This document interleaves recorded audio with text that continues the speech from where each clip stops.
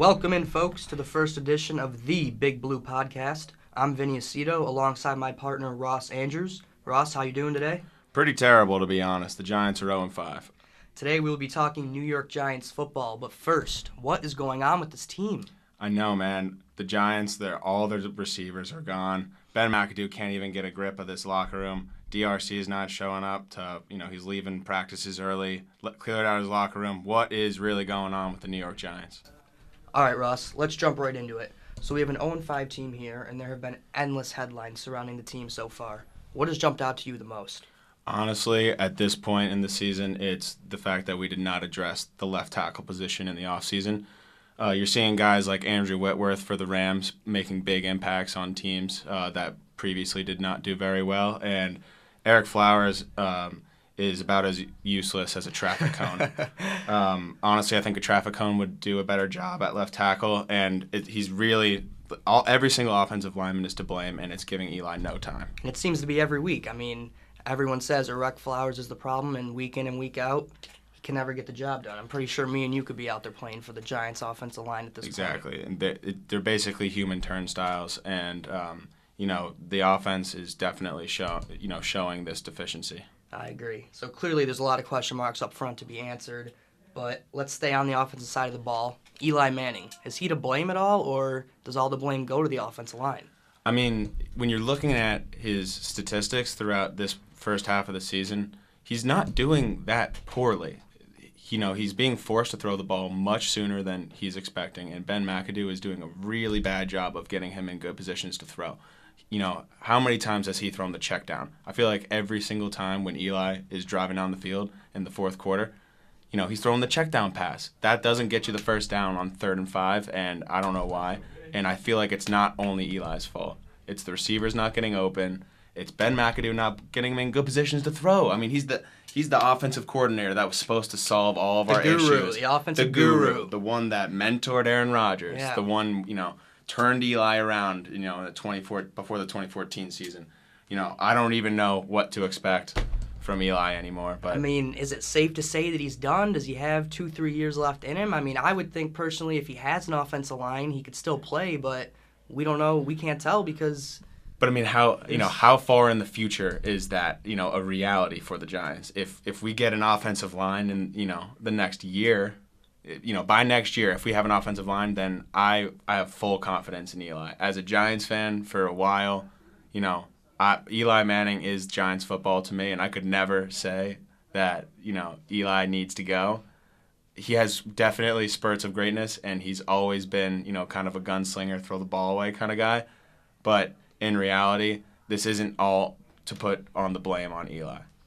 I mean, getting into it more, can he stay healthy with this offensive line, especially with the depleted receiving core he currently has? I mean, how much longer is he going to be able to take these big hits and get knocked down each and every game? I mean, this offensive line is just pretty much they're not there. Besides Weston Richburg and Justin Pugh, there really isn't anybody on the offensive line that could even go to another team and play. It truly is just horrible to watch.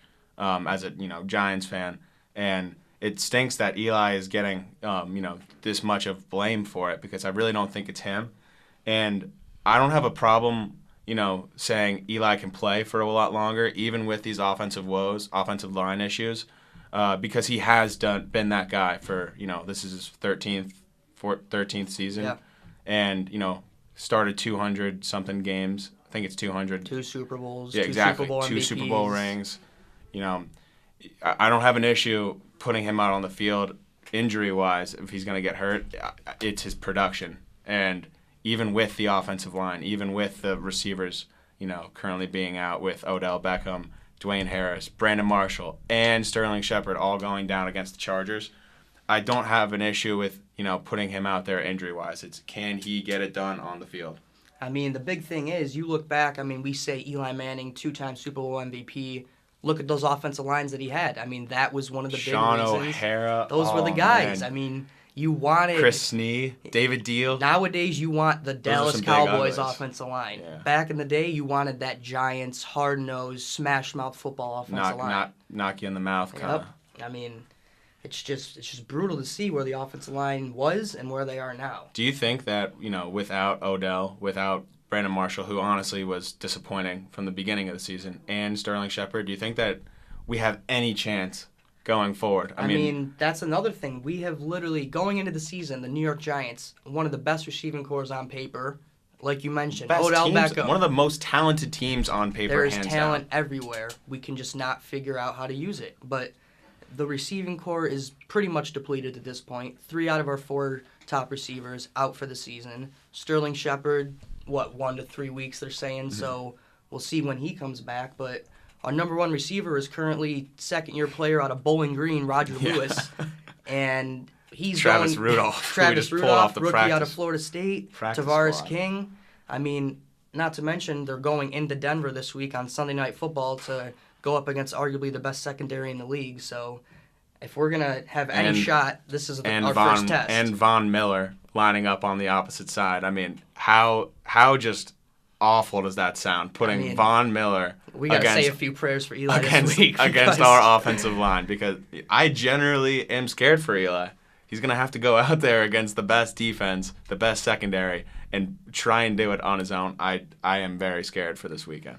I mean, and then we go to the other side of the ball, the defense. Last year made a huge jump from being one of the worst defenses in the league to one of the best, and now we're right back at 26th in the league, one of the worst. Mm-hmm. But then again, do you blame them fully because they can't get off the field? The offense can't move the ball, so the defense is on the field, seems 24/7. They can't get off. When you hear a lot of people talk about the Giants' defense this year compared to last year, a lot of people are throwing Jonathan Hankins' name out there, saying that he really was that big of a cog in our machine. I don't necessarily think that's the issue, though. We have snacks up front, and we brought in Delvin Tomlinson out of Alabama with our second-round pick. People have been really injured on our defense.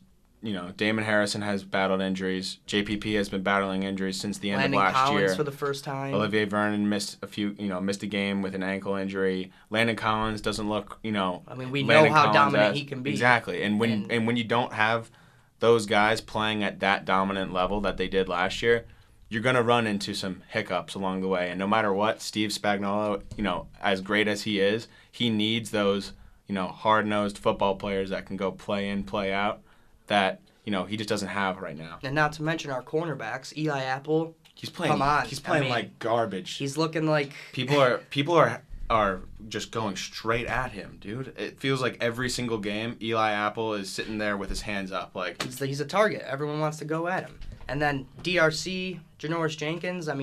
What's going on with DRC? What? DRC has been all over the place. Janoris Jenkins got. Did you see that stiff arm Melvin Gordon put on him? Melvin Gordon put him in the ground. Jeez, man, you're an all-pro corner, and you got to have some respect, dude. Go out there and hit hard. I feel like almost Giants are being taken for granted. This great team. You look around the roster, and there's just not very many holes, and for some reason, we're not playing up to potential. And talking about potential, looking at the NFC East standings, you got the Eagles on top, 5-1, Redskins 2-2, Dallas 2-3, and then boom, there we are, the New York Giants 0-5. At this point in the season, there's no shot of coming back. There's no turnaround season in the future. Safe to say we're tanking, right? There's no shot that we come back from being 0-5. 4.5 games back, too. There's no way. Carson Wentz looks too good in Philadelphia. Even with Ezekiel Elliott suspension being upheld, I really don't see the Giants coming back.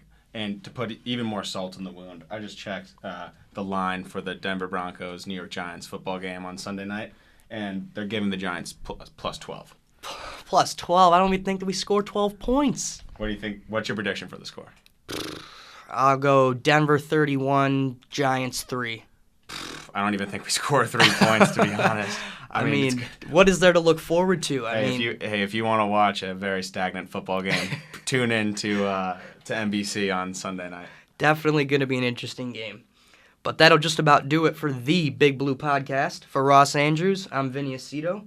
We'll be back next week to talk more Giants football. Go Big Blue. We out.